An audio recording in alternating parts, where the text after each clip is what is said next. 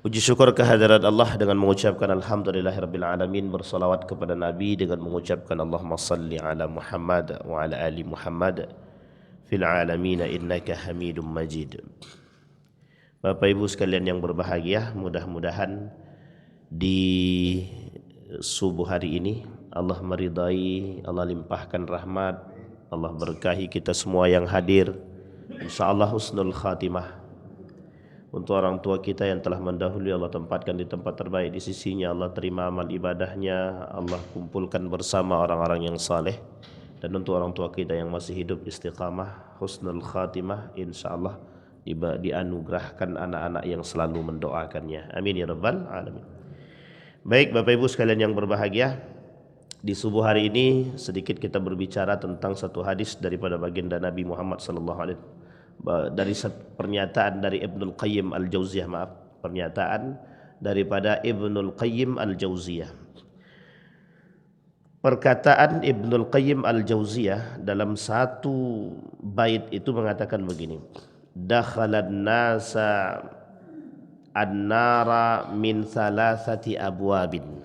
Masuknya manusia ke dalam neraka itu pada 3 pintu. Masuknya manusia ke dalam neraka, kata Ibnul Qayyim, pada 3 pintu. Pintu yang pertama, babu subhatin awrasat syakan fi dinillah. Pintu subhat yang membuat orang menyimpang daripada jalan Allah. Pintu yang pertama, pintu syubhat yang membuat orang menyimpang daripada jalannya Allah. Wa babu syahwatin awrasat taqdimal hawa ala ta'atihi wa mardatihi. Yang kedua, pintu syahwat yang mengantarkan mereka kepada hawa nafsu dan berpaling daripada ketaatan kepada Allah dan ridhonya. Yang ketiga, kata Ibnul Qayyim Al-Jauziyah, wa babu ghadabin awrasatil udwan ala khalqihi. Yang ketiga, pintu amarah, murka, yang membuat seseorang menjadi bermusuhan dengan Allah, atau lebih tepatnya bahasanya adalah menentang ciptaan Allah. Baik, 3 hal. Kemudian di dalam Al-Quran, dalam surat Al-Jasiyah ayat ke-23, afara'aita man ittakhadha ilahahu hawahu wa adallahu Allahu ala ilmin wa khatama ala sam'ihi wa qalbihi wa ja'ala ala basarihi ghishawah faman yahdihi min ba'dillahi afala tadhakkarun. Di dalam Al-Quran, dalam surat yang lain, Allah berkata, bal ittaba'a alladzina zalamu ahwa'ahum bighairi ilmin faman yahdi man adallallah wa ma lahum min nasirin, kata Allah. Akan tetapi orang-orang yang zalim mengikuti hawa nafsu dia tanpa berdasarkan ilmu, maka siapakah yang dapat memberi petunjuk kepada orang-orang yang telah disesatkan oleh Allah? Tidak ada seorang pun bagi mereka penolongnya. Bapak Ibu, hari ini kita berbicara tentang, subuh ini berbicara tentang syahwat dan syubhat. Ini yang sedang terjadi, yang sedang rame-ramenya. Saya tak terlalu mengikuti beberapa pekan ini, tetapi ada satu masalah yang cukup besar yang kita lihat hari ini. Persoalan yang dulu pernah terjadi pada masa akhir kepemimpinan Soeharto, yang juga menjadi persoalan umat muslim pada saat itu, yaitu tentang pesantren. Pesantren waktu itu dituduh sebagai teroris. Sekarang pesantren dituduh sebagai sarang budaya yang sangat tradisional yang tak cocok dengan perkembangan dan pertumbuhan zaman. Satu ketika ada seorang yang dianggap alim. Beliau dari keturunan zuriyah baginda Nabi Muhammad SAW. Ditanya ketika lagi kasusnya habaib nih, lagi perang-perangnya nih kasus habaib. Ketika sedang terjadi perang kasus habaib itu, datang seorang pemuda bertanya kepada beliau, seorang orang alim, apa yang harus kami lakukan terhadap kasus yang sekarang? Beliau menjawab begini, sederhana jawaban beliau itu. Jawabannya begini, udah kamu perbanyak ngaji, belajar, kuatkan adab, kuatkan akhlak. Hari ini habaib, besok kiai, besoknya lagi pesantren. Itu bahasa setahun yang lalu. Bahasa ini setahun yang lalu. Hari ini terbukti. Mulai dari kasus pesantren yang roboh di Banten, mulai dari kasus adab yang ada di pesantren, sampailah para pimpinan-pimpinan pesantren. Kita lihat, kita kulitin satu-satu. Zaman dulu ketika pada masa Pak Soeharto itu munculnya arus terorisme itu disandarkan kepada pesantren. Tahu Bapak Ibu alasannya?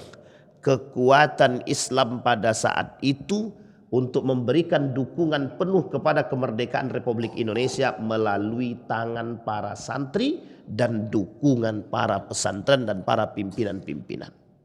Tidak bisa dipungkiri Pak, tidak bisa dipungkiri.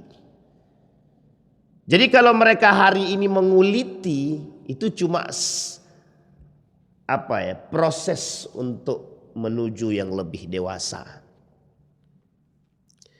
Dulu pesantren itu disebut sarang teroris. Makanya dulu dirubah pola pikir masyarakat, jangan masukkan anakmu ke pesantren, mau jadi apa? Bahkan ada bahasa hari ini yang dahulu juga pernah dipakai. Anakmu kalau pesantren mau jadi apa? Orang sudah terbang ke planet, dia masih belajar kitab Fathul Qarib. Dijawab, kalau semuanya yang dilakukan di pesantren itu tentang buat planet, tentang teknik sipil, ya udah sekolah umum tutup aja. Jadi terjadi pemahaman atau merubah pola pikir masyarakat dengan model seperti itu. Saya ingin katakan ini kita sedang diobrak-abrik dengan begitu Bapak Ibu.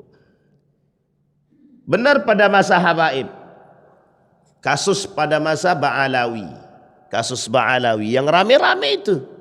Sampai muncul satu organisasi, yang organisasi tersebut menentang keras. Kita anggap itu adalah pemicu. Semua merespon, seantero jagat raya merespon. Coba. Yang diperangi cuma otak. Akhirnya kita berpecah belah semua. Coba, sederhana Pak. Yang kedua, mereka kembalikan apa yang telah mereka lakukan dulu. Para pimpinan-pimpinan pesantren, kiai-kiainya disorotin sekarang. Cium tangan, badan nunduk, cium kaki. Muridnya, murid daripada Ibnu Taimiyah, itu murid itu daripada Ibnu Taimiyah, justru bilang begini, mencium tangan itu, mencium tangan seorang kiai, orang alim, guru, itu sanadnya sampai sama Nabi itu, sampai ke Nabi itu. Coba bayangkan. Mencium kaki dipersoalkan. Bapak Ibu kalau datang ke Jepang, lihat itu di Jepang tuh bagaimana. Itu kalau murid-murid itu jalan, tiba-tiba gurunya datang, itu badan mereka langsung seketika diam dan tunduk itu Pak. Menghormati gurunya. Dulu kita punya anak begitu Pak. Dulu kita punya generasi begitu. Betapa mereka segannya dengan guru mereka. Betapa mereka sopannya dengan guru mereka. Boro-boro mau nendang guru Pak. Ini ada anak merokok ditempeleng. Mereka langsung geruduk satu sekolah. Mundur semua Pak. Tidak ada yang sekolah. Kalau saya Pak bagus. Kita nggak butuh generasi feodal. Tidak butuh kita Pak. Mereka mau tidak sekolah, tidak urusan, tutup aja sekolahnya. Lah kok pemerintah malah membela siswa-siswa yang tidak sekolah yang merokok. Petantang petenteng Pak. Petantang petenteng. Siswa sekarang begitu. Merokok ditegur gurunya keluar. Satu sekolah nggak mau sekolah Pak. Hanya gara-gara dilarang merokok. Moral, adab, degradasi. Marwah guru sekarang tidak ada. Saya masih ingat betul itu. Saya pernah ngajar di salah satu sekolah di Yogyakarta itu. Baru masuk sekolah, baru masuk ngajar Pak. Itu siswanya habis nusuk gurunya pakai pisau. Gurunya masuk rumah sakit, siswanya masuk penjara itu. Dan keadaan gurunya kritis. Coba bayangkan. Sekarang bukan hanya murid dengan guru, orang tua dengan guru. Ada guru yang bermasalah dengan murid, murid bermasalah dengan guru. Pertanyaan kita sederhana. Apa yang membuat ini terjadi? Apa yang membuat ini terjadi? Jadi jangan salah kalau ada anak-anak sekarang malas sekolah. Banyak penyebabnya. Dan jangan salah kalau sekarang anak-anak sekolah nggak punya akhlak. Banyak sebabnya. Nggak usah disandingkan dengan pesantren. Di pesantren mereka dididik adab, akhlak. Kita tidak sedang diskriminasi, bukan. Tapi kacamata kita ini sedang dibuat tidak normal. Otak kita ini sedang tidak dibuat normal. Sedang dibuat tidak normal. Yang tadinya sudah berakhlak, kita harus tidak berakhlak itu Pak. Nah maka kata guru saya, Profesor Dr. Hamid Fahmi Zarkasi itu, sekarang ini itu syahwat fikiran. Nah, ini poin penting kita Pak. Syahwatnya fikiran. Bahkan dikatakan oleh baginda Nabi Muhammad SAW dalam hadisnya itu. Yang aku khawatirkan dan aku takutkan kata Nabi. Bukan hanya persoalan pada syahwat kemaluan dan harta. Tapi syahwat berpalingnya orang daripada jalan Allah yang benar.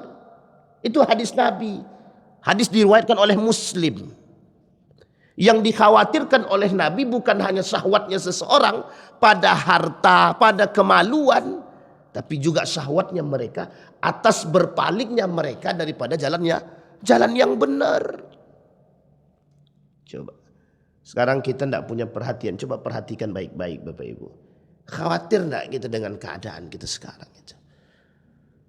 Coba bayangkan. Kasus di Banten, pesantren yang umurnya lebih tua daripada kemerdekaan Republik Indonesia. Runtuh habis. Apa tuduhan terhadap pesantren? Kiainya naik mobil mewah.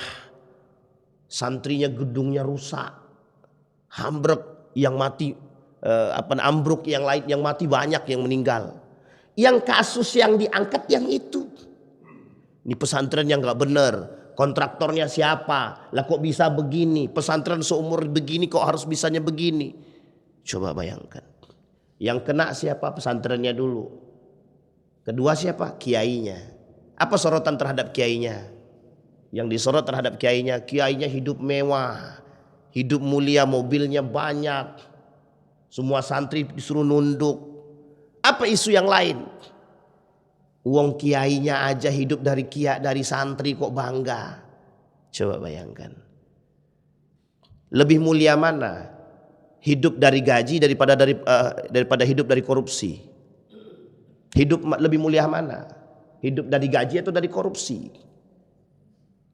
Baik, seorang dosen Universitas Islam Negeri, saya tidak sebutkan Pak, profesor Pak, gajinya melimpah. Satu ketika dia ngisi kajian, Selesai ngisi kajian didatangin oleh seseorang lah. Kemudian diberikan adalah salah satu cindramata, diterima sama profesor tersebut.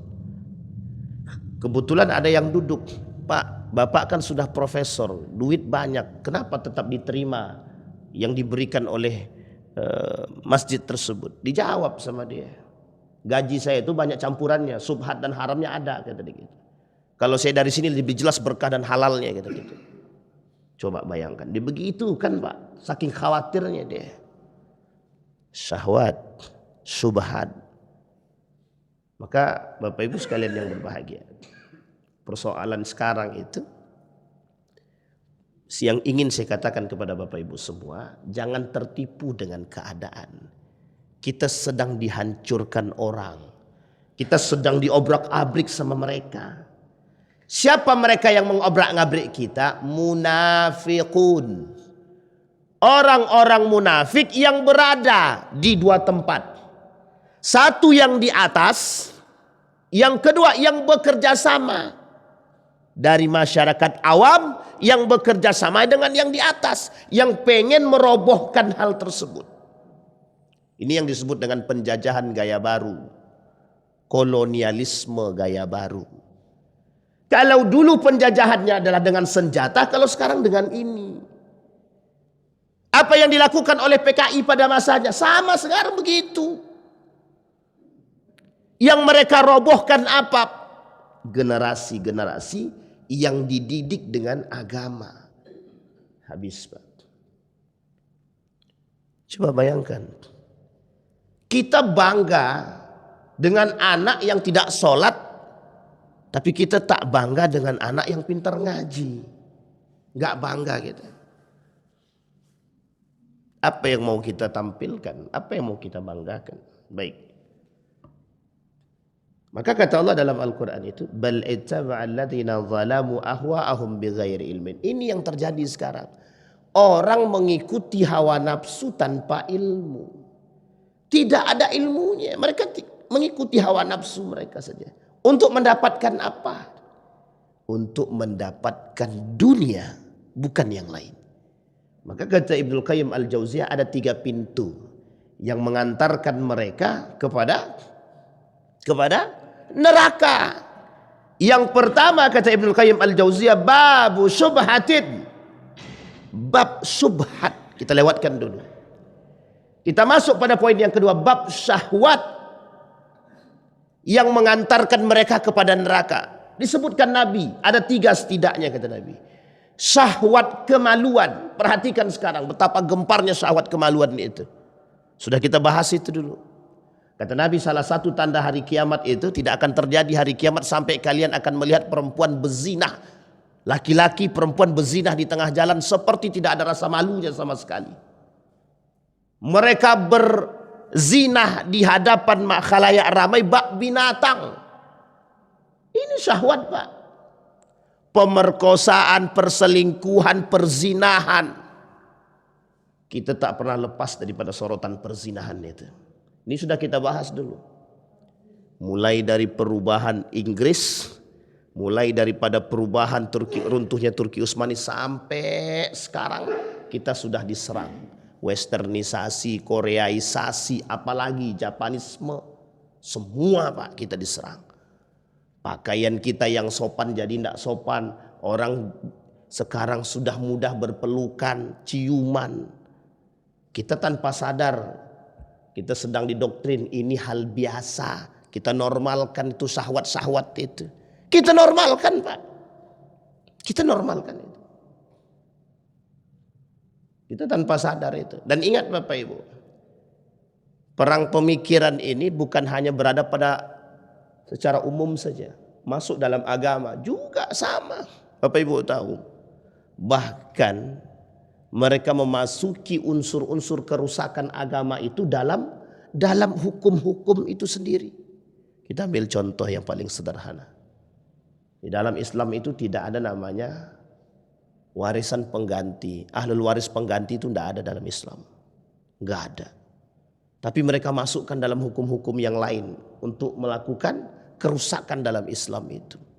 Coba bayangkan. Mereka serius Pak. Kita yang tidak serius. Bayangkan. Syahwat kemaluan kata Nabi. Nabi juga takut. Tapi ada yang lebih Nabi takut itu. Ketika berbicara tentang syahwat kemaluan. Seorang pemuda datang kepada Nabi berkata, inni zana itu. Nabi diam aja. La'allaka qabbalta. Inni zana itu la'allaka paling kamu cium-cium aja kata dia. La'allaka lamasta, paling ente raba-raba aja. Inni zana itu kata dia. Datang seorang pemuda kepada Nabi, aku berzina. Nabi palingkan ketiga-tiganya Pak. Kata Nabi, tutupi itu aibmu. Sekarang enggak Pak, terang-terangan Pak. Berzina itu terang-terangan. Enggak perlu sembunyi-sembunyi. Maling terang-terangan, enggak perlu sembunyi-sembunyi. Baik. Maka kata Nabi, kata Ibnu Qayyim Al-Jauziyah, babus syahwah.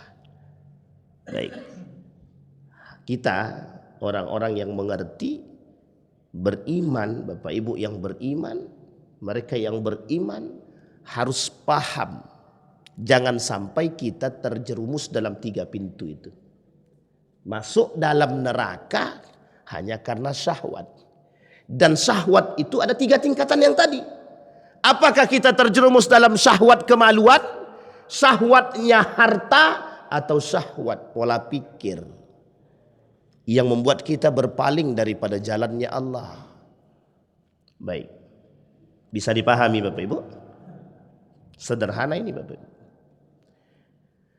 Kemudian Allah berkata dalam surat Al-Kahfi, wasbir nafsaka ma'alladzina yad'una rabbahum bil ghadawati wal 'ashyi yuridu wajha. Sederhana kalimatnya. Sabarlah. Buatlah dirimu sabar. Ma'alladzina yad'una rabbahum, bersama orang-orang yang berdoa kepada Allah bil ghadawati wal 'ashyi. Kalau bahasa lainnya di siang hari dan malam hari, yang mereka berharap akan keridhaan Allah. Ingat kalimat selanjutnya. Wala ta'du 'ainaka anhum turidu zinatal hayatad dunya. Jangan sampai kalian juga terjerumus dan berpaling daripada jalan kebenaran Allah yang menginginkan zinatal hayatid dunya, yang menginginkan zina. Apa itu zina Bapak Ibu? Kilauan dunia, kehidupan dunia. Nanti kita masukkan pada poin yang kedua dalam syahwat yang tadi. Wala tuti' man aghfalnahu qalbah an dzikrina. Jangan kalian ikut-ikutan terhadap orang yang sedang mengajak kalian berpaling daripada jalan kebenaran. Jangan kalian ikuti. Wattaba'a hawahu wa kana amruhu furuta. Mereka sedang mengikuti hawa nafsu mereka. Afara'aita man ittakhadha ilahahu hawahu. Nah Bapak Ibu, saya berharap Bapak Ibu semua yang mendengarkan ini ikut membantu orang-orang yang telah merusak nama-nama pesantren, kiai-kiai kita, guru-guru kita, untuk kembali kita luruskan. Kenapa demikian? Karena kalau tidak, degradasi moral kita akan semakin besar. Jika pandangan masyarakat dirubah, dirusak terhadap pesantren, maka orang tidak lagi akan memasukkan anaknya ke pesantren. Jangan salah. Jangan salah. Kelak anak-anak itu lahir tanpa adab, tanpa akhlak, tanpa moral. Jangan salah. Saya pernah mengisi kajian di salah satu sekolah di Pekanbaru. Itu setingkat dengan Aliyah SMA. Itu kita masuk Pak. Dia nggak mikir tuh mau di depan tuh mau ustadz, mau guru, mau nggak, terserah. Di depan kita dia masih bisa main game online Pak, main judi online. Kita sedang ceramah, dia duduk di depan, dia masih main judi online.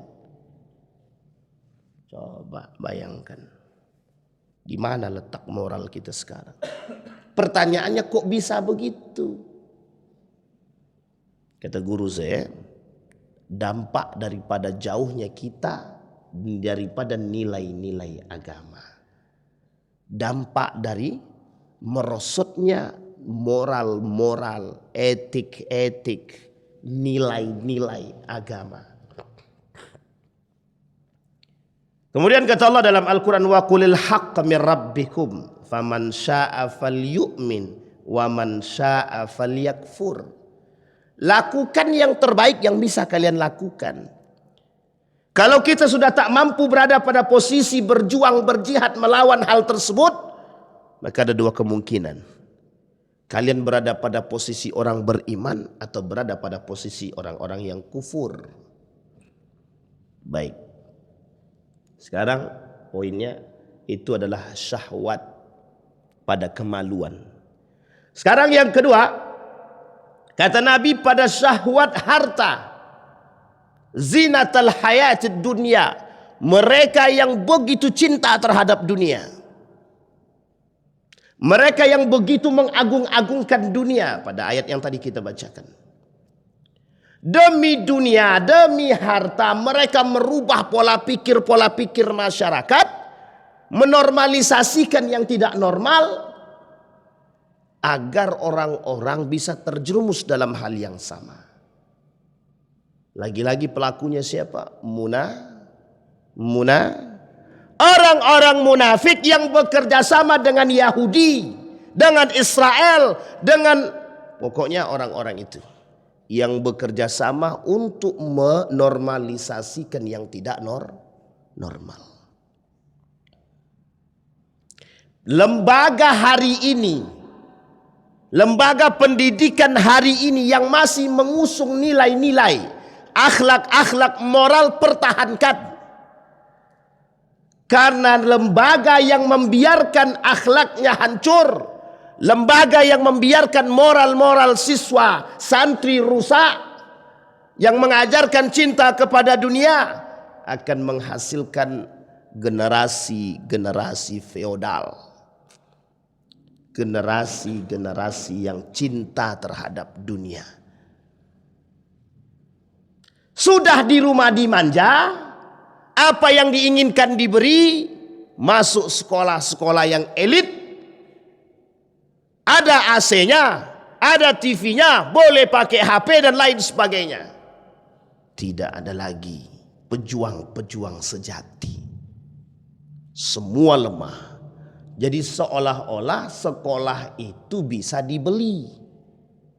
Jangan mentang-mentang Anda punya harta, tapi Anda bisa membeli pendidikan tersebut. Ini yang disebut dengan syahwatul mal. Syahwat pada harta. Tanpa kita sadari, kita merasa dengan apa yang kita miliki kita sudah menjadi manusia. Bahkan menganggap menjadi dewa. Apa kata guru saya?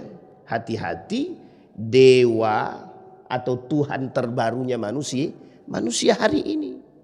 Ternyata tanpa kita sadari kita sedang berhadapan dengan Tuhan-Tuhan baru. Apa Tuhan barunya? Manusia yang mentuhankan harta. Satu, harta itu sendiri menjadi Tuhan. Yang kedua, manusia berharta pun menjadi Tuhan. Seolah-olah dengan kekuatan dia, mohon maaf Pak, ini kasus Pak. Mentang-mentang punya uang, anaknya yang salah di sekolah, gurunya yang dipenjarakan. Karena dia punya harta. Syahwatul mal. Seolah-olah dengan harta yang dia miliki merasa paling berjaya. Merasa paling kuat. Wasbir nafsaka ma'alladzina yad'una rabbahum. Wahai orang-orang yang terzalimi, bersabarlah bersama orang-orang yang berdoa kepada Allah. Ada masanya Allah pergilirkan Pak. Ada masanya. Bapak Ibu mau dihormati orang karena iman atau karena harta? Mau dihormati karena iman atau karena harta? Nggak ada yang jawab. Ragu nampak. Ya dua-duanya lah Pak Ustadz. karena ilmuwan, karena iman, dan karena harta. Kata Gus Baha itu, penyanyi bisa jadi wali, orang alim bisa jadi terhina sekarang itu. Jadi tergantung punya banyak duit atau tidak. Anda punya banyak duit bisa jadi wali. Anda punya iman, alim, tapi kalau nggak punya uang tetap terhina di mata masyarakat. Bapak Ibu bisa lihat ya cara mereka menormalisasinya itu, cara mereka membuat kita tidak sehat itu. Baik, nanti kita masuk di situ, Bapak Ibu. Yang ketiga itu syahwat harta, Tuhan barunya manusia sekarang. Buya Hamka sudah jauh-jauh hari Pak berbicara tentang begitu. Kata Buya Hamka ada syirik modern. Kata Buya Hamka ada jahiliyah modern. Sekarang ini Pak.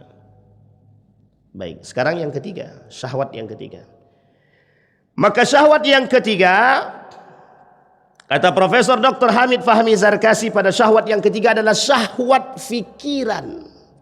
Apa yang disebut dengan syahwat fikiran?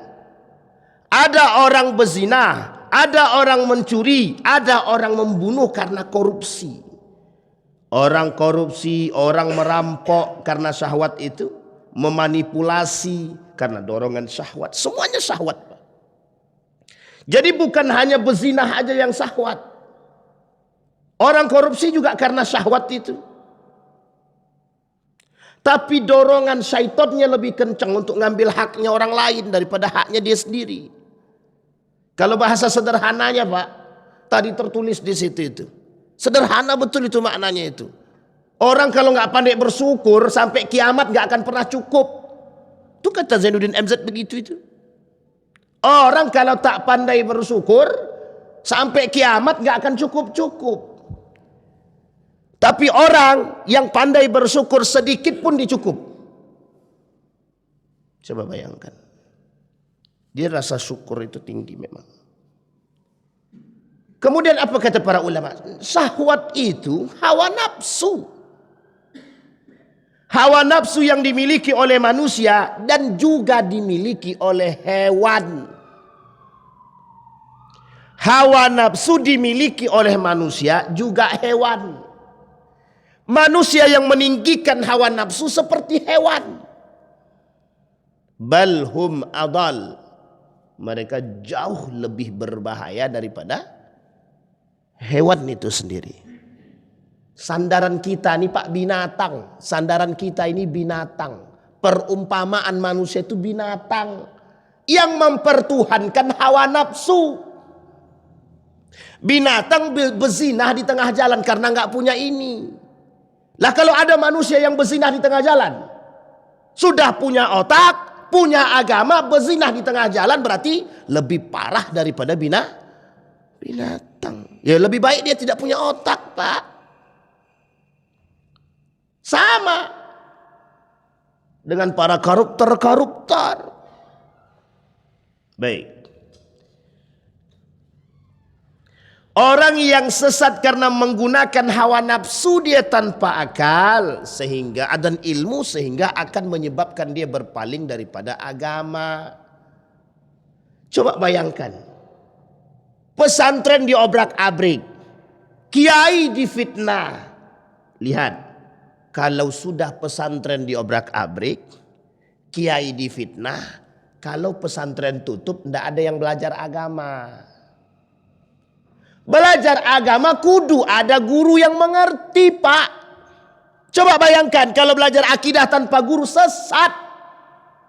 Sebab timbulnya aliran sesat itu apa? Banyak orang belajar agama tanpa guru. Belajar agama dari Google, simbah Pak. Coba bayangkan mau jadi apa kita Pak? Maka muncul aliran sesat. Bapak Ibu perhatikan sekarang banyak enggak aliran sesat itu? Sekarang saya tanya, MUI kerjaannya ringan apa berat? Bukan ringan lagi Pak, berat banget kerjaan Majelis Ulama Indonesia itu.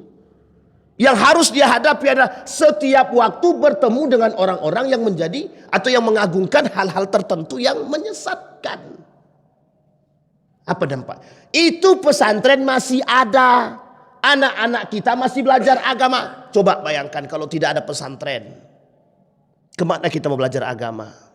Coba bayangkan kalau tidak ada guru-guru yang bisa mengajarkan kita agama yang baik, yang benar. Apa yang terjadi, Pak? Sesat dan menyesatkan. Bayangkan, di tengah banyaknya pesantren yang timbul pun masih banyak bermunculan aliran-aliran yang sesat. Ada guru yang membolehkan berzinah dulu dengan anak-anak murid dia. Ada kelompok ngaji boleh bercampur laki-laki perempuan. Ada kelompok ngaji kalau anaknya mau nikah dulu dengan orang lain harus diservis dulu sama gurunya, baru dia boleh nikah dengan yang lain. Itu fenomena, Pak, yang disampaikan oleh Nabi dalam hadisnya. Kelak mereka akan mengikuti la tattabi'anna sunana man kana qablakum, kata Nabi. Kelak mereka akan mengikuti tradisi-tradisi orang-orang terdahulu, kata Nabi. Baik majusinya, baik itu Yahudinya, baik itu Nasraninya, baik itu westernisasinya, baik itu Koreaisasinya, semua itu kejahiliahan. Lah kita sekarang diajak menjadi manusia jahil. Kita disuruh menjadi manusia pintar, belajar, mengaji, iqra. Itu makna, Pak, esensi daripada iqra yang sesungguhnya. Coba Bapak Ibu bayangkan, itu yang sesungguhnya, Pak. Coba kita perhatikan kalimat iqra nih, Pak, ya. Ini saya betul-betul ingin katakan kepada Bapak Ibu. Iqra, sekarang saya tanya, ayat ini cuma sampai di sini doang. Seandainya ayat ini cuma sampai iqra saja dan tidak turun sampai 5 ayat. Sekarang saya tanya, banyak enggak orang cerdas itu? Sekarang kenapa malaikat menyuruh Nabi, dipeluknya Nabi, tapi sebelum dia memeluk dia bilang, dia bisikin begini sama Nabi, Iqra bismi rabbikal ladzi khalaq. Lu baca nama Tuhanmu, baca dengan menyebut nama Allah. Ini esensi, Pak. Anda belajar kudu harus tahu, harus paham siapa yang akan memberikan ilmu kepadamu. Ini yang kita pelajari beberapa pekan yang lalu, Pak. Mulai dari kehancuran, runtuhnya dinasti Abbasiyah, Umayyah, Andalusia. Coba perhatikan. Semuanya disebabkan karena lemahnya ilmu. Kita semua terpedaya. Tambah hari ini syahwat pemikiran. Baik. Kemudian kata Dr. Hamid Fahmi Zarkasi, jalan lurus itu adalah Islam dan iman. Jangan ada yang tersinggung ya Bapak Ibu ya. Jalan yang lurus itu harus ada kolaborasi antara Islam dengan iman. Kalau Islam doang banyak, Pak. Banyak orang Islam KTP. Banyak orang Islam tidak sholat. Itu banyak. Dan banyak orang Islam yang benci dengan syariat banyak orang Islam yang tidak suka dengan nilai-nilai Islam. Apa contohnya? Yaitu contohnya, Pak. Pesantren diobrak-abrik, yang obrak-abrik Muslim. Di negara Muslim yang korupsi siapa? Di negara Muslim yang tidak suka dengan nilai-nilai Islam siapa? Umat Muslim itu sendiri. Coba bayangkan. Orang buat program maghrib mengaji. Bagus nggak tuh? Muncul kelompok liberal. Ngapain maghrib mengaji, ngabisin dana aja gitu deh. Ya suka-suka pemerintahnya lah. Mau dibuat program seperti apa? Itu kan urusan dia, ngapain repot-repot itu. Tapi poin pentingnya adalah kalau pemerintah memperhatikan nilai-nilai seperti ini, setidaknya dia punya jalan untuk mengajak orang lebih baik dan berakhlak, bermoral, beradab. Daripada nongkrong di kafe, mending nongkrong di masjid. Makanya lahir namanya Masjid Ismuhu Yahya. Saya tidak dalam sedang promosi, Pak. Tapi masjid itu memberikan fasilitas pada anak muda. Lebih baik nongkrong di dalam masjid daripada nongkrong di kafe. Apakah semua orang yang nongkrong di kafe itu jelek, Ustaz? Tidak. Apakah semua orang yang nongkrong di masjid itu baik semua? Ya tidak juga. Tapi setidaknya wadahnya kan kelihatan. Wadah tuh kelihatan. Bapak Ibu pengen kumpul di wadah, pengen mandi di bak yang mana? Bak air bersih atau air kotor? Gitu aja Pak, selesai. Itu kan akal sehat kita yang berpikir. Nah sekarang ini ada bak mandi yang kotor, ini ada bak mandi yang bersih. Kita disuruh milih. Sekarang saya tanya Bapak Ibu, kalau pakai akal sehat pilih yang mana? Air bersih apa air kotor? Lah sekarang kita disuruh pilih mana ya, bersih apa kotor ya, bersih apa kotor. Ragu, ngabisin waktu 2 jam untuk mikir mau pilih bersih atau kotor. Ujung-ujungnya pilih yang kotor. Coba bayangkan ini. Jadi di antara yang bersih dan yang kotor kita disuruh mikir untuk milih. Proses memilih itulah yang disebut dengan proses pemindahan akal sehat menjadi tidak sehat. Bisa dipahami ya Bapak Ibu ya? Coba bayangkan, sederhana itu. Kan sederhana itu. Bapak Ibu sekolah di SMAA gitu. Untuk membuktikan Bapak Ibu sekolah di SMAA, pernah sekolah di SMAA itu bagaimana caranya? Cara membuktikannya bagaimana?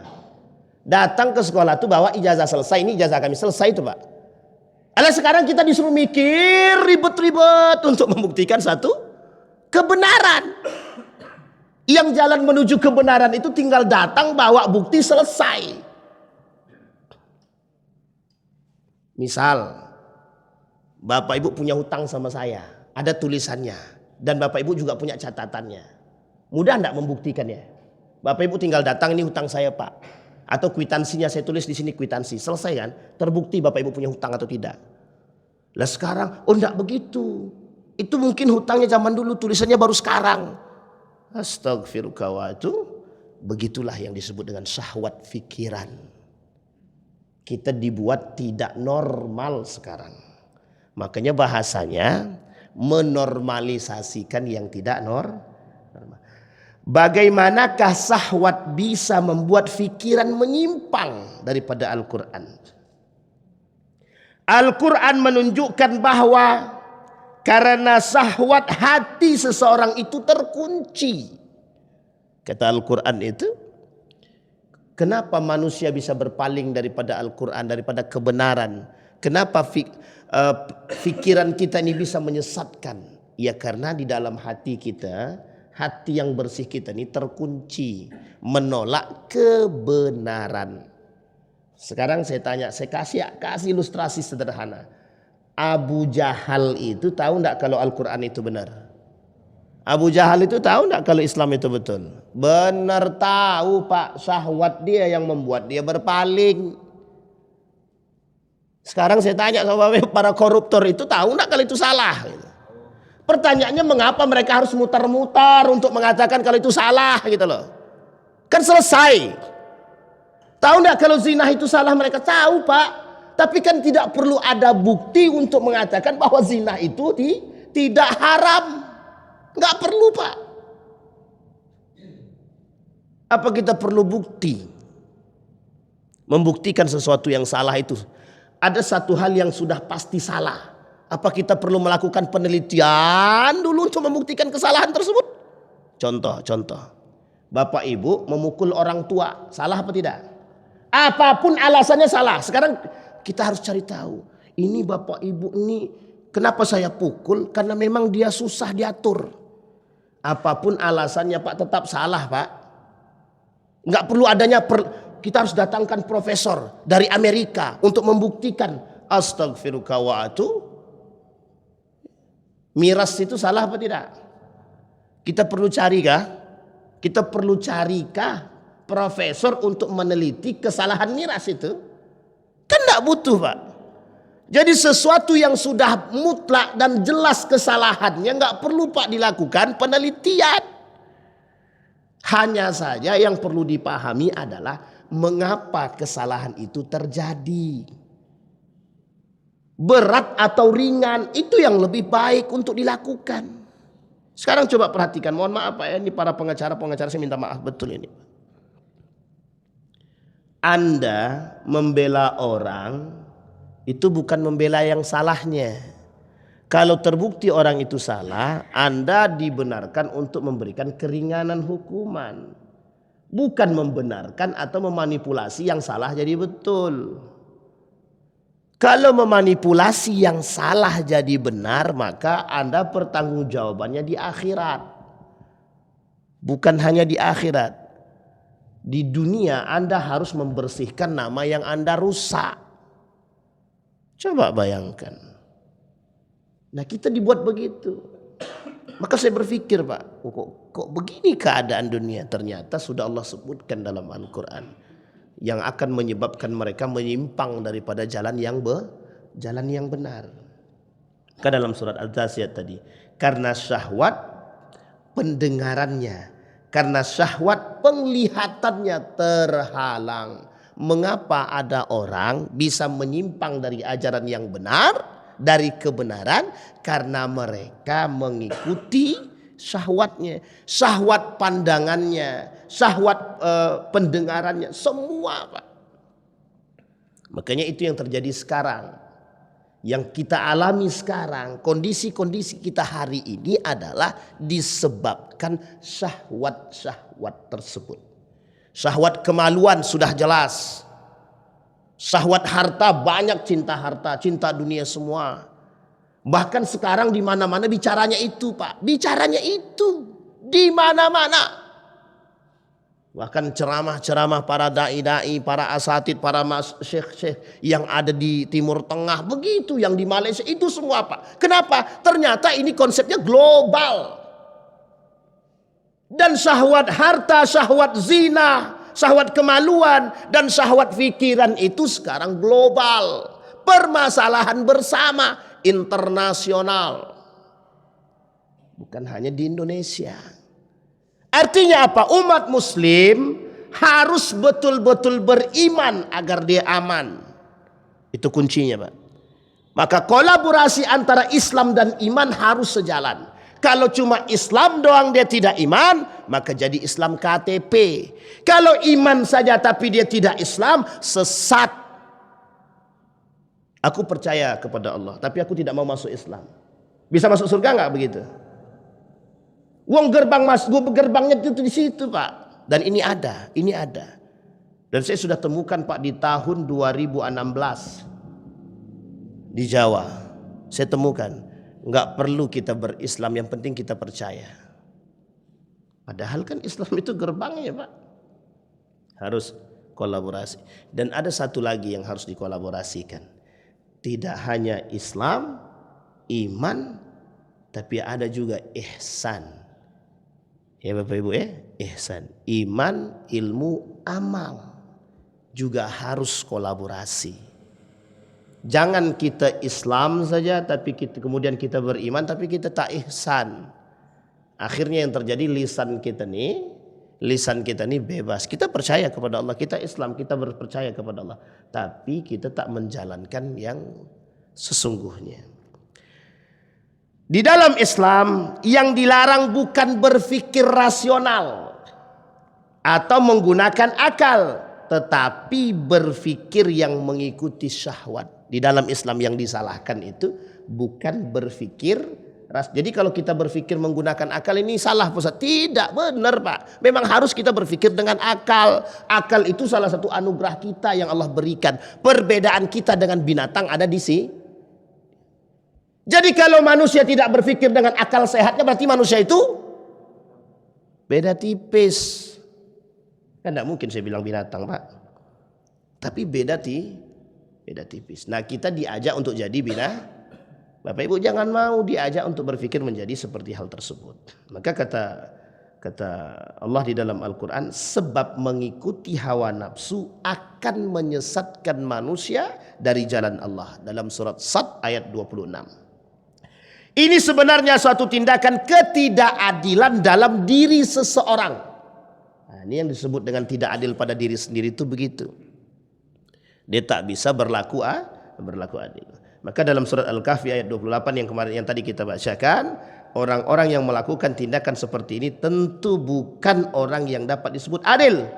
Seperti apa yang dikatakan Allah jelaskan dalam surat Al-Kahfi ayat 28, dan janganlah engkau taati orang yang kami lalaikan hatinya untuk mengingat kami dan mengikuti hawa nafsunya dan keadaannya sudah melampaui batas. Nah, disinilah butuhnya yang disebut dengan edukasi, literasi. Disinilah perlunya mencerdaskan masyarakat. Bapak Ibu mohon maaf betul.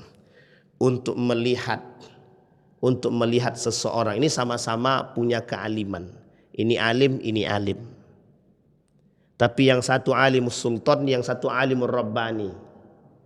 Yang satu alimnya sultan, alim pemerintah, yang satu alim rabbani.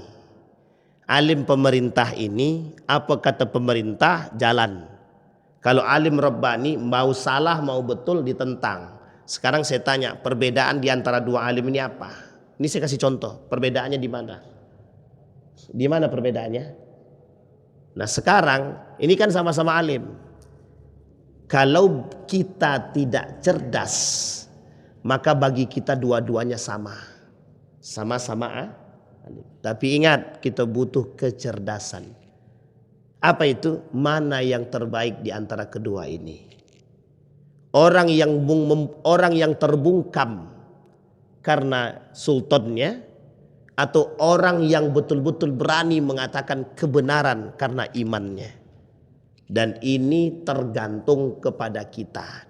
Nah sekarang kasus kita Bapak Ibu, mengapa bisa seperti ini? Karena kita tidak bisa membedakan mana alimul sultan, mana alimul rabbani, mana alimul jamaah. Mana alim karena jamaah, mana alim karena pemerintah, mana alim karena Allah. Maka Bapak Ibu sekalian yang berbahagia, tolak ukurnya apa tadi? Ilmu, iman, amal. Bisa dipahami Bapak Ibu? Bisa dipahami? Jadi Bapak Ibu sudah paham kondisi kita hari ini, yang terjadi dari apa yang saya sampaikan, itulah yang hari ini sedang viral, yang sedang rame-ramenya. Cara mereka merusak lembaga-lembaga pendidikan kita tidak hanya dengan merusak kurikulum. Sudah kurikulum mereka rusak, sekarang mereka rusak dengan cara yang lebih fatal lagi, melalui framing, merusak pola pikir masyarakat melalui media-media.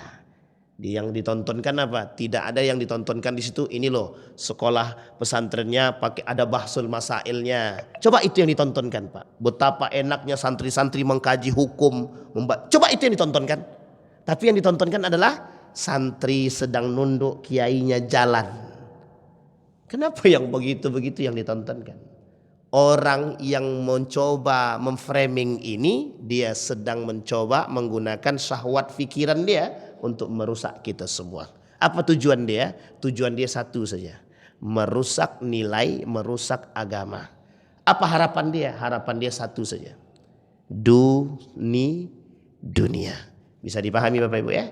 Mudah-mudahan dari apa yang kita sampaikan yang singkat ini bisa menambah wawasan kita, bisa membuat kita tidak terjerumus dalam 3 syahwat tadi. Syahwat kemaluan, syahwat harta, dan syahwat pikiran. Siapa yang bisa mengkontrol? Orang yang beriman, yang punya iman. Kalau cuma punya agama dia nggak bisa kontrol. Tapi kalau dia punya iman, dia bisa kontrol. Maka kata Ibnu Al-Qayyim Al-Jauziyah, sebelum kita tutup, 3 pintu, 3 jalan menuju ke neraka. 1 syubhat, yang kedua syahwat, yang ketiga berpaling daripada ketaatan kepada Allah. Mudah-mudahan ada manfaat bagi kita semua. Kita berdoa kepada Allah. A'udzu billahi minasyaitonir rajim. Bismillahirrahmanirrahim. Alhamdulillahirabbil alamin. Hamdasy syakirin, hamdan naimin. Hamdan yuwafi ni'amahu wa yukafi'u mazidah. Ya Rabbana lakal hamdu kama yanbaghi li jalali wajhikal karim wa 'azimi sultanik. اللهم صل على محمد وعلى آل محمد في العالمين إنك حميد مجيد اللهم فقهنا في الدين وعلمنا التأويل اللهم انصر من نصر الدين واخذل من خذل المسلمين اللهم أرنا الحق حق وارزقنا اتباعه وأرنا الباطل باطلا وارزقنا اجتنابه ربنا ظلمنا أنفسنا وإن لم تغفر لنا وترحمنا لنكونن من الخاسرين ربنا لا تؤاخذنا إذ نسينا أخطأنا ربنا ولا تحمل علينا إصرا كما حملته على الذين من قبلنا ربنا ولا تحملنا ما لا طاقة لنا به واعف عنا واغفر لنا وارحمنا أنت مولانا فانصرنا على القوم الكافرين ربنا آتنا في الدنيا حسنة وفي الآخرة حسنة وقنا عذاب النار والحمد لله رب العالمين. السلام عليكم ورحمة الله وبركاته.